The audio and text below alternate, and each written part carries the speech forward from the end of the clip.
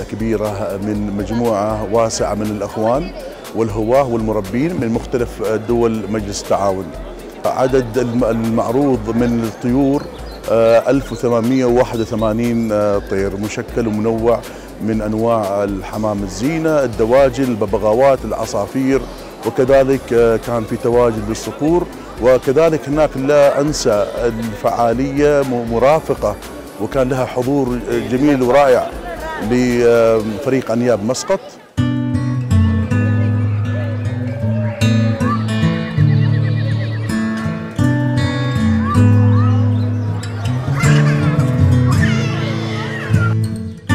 صراحة ما كنت أتخيل وما كنت أتوقع إطلاقاً أن يكون الجمهور بهذا العدد الهائل ما شاء الله. يعني جمهور يكاد يقارن بجمهور معرض الكتاب. أتمنى لهم إن شاء الله جميع التوفيق في مسيرتهم، وأتمنى من الشركات الداعمة أن تدعمهم أكثر وأكثر.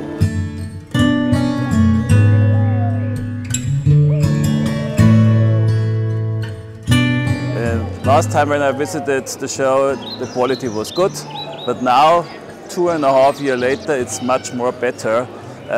Especially the Pomeranians and the Saxon Pouters and the reverse wing Pouters are much more better, and the breeders of Oman can be proud that they have such a good quality.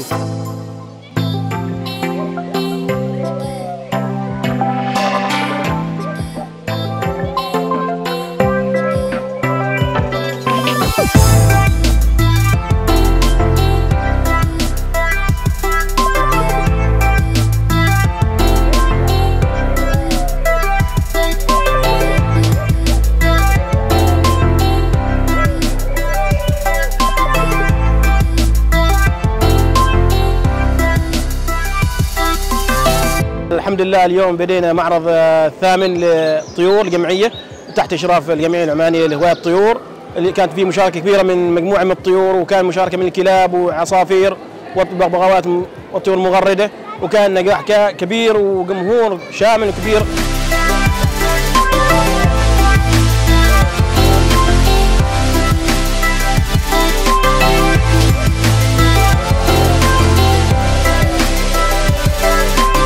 صراحة المعرض يعني خيالي، وقايمين بالمعرض على أحسن ما يمكن، وصراحة أنا شفنا شيء يعني خيالي، استقبال راقي من الجماعة كلهم. إن شاء الله السنة الجاية بعد يكون أفضل وأفضل ما شاء الله، ودهشونا دهاش في المعرض صراحة.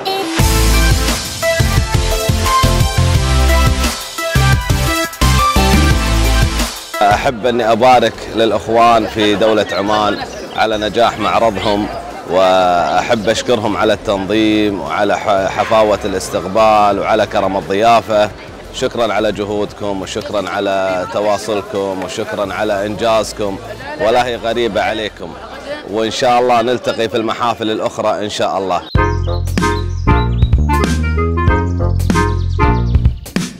ما شاء الله يعني في طيور جميلة، وما شاء الله الجمهور ما توقعت صراحة، الجمهور كبير جدا صراحة.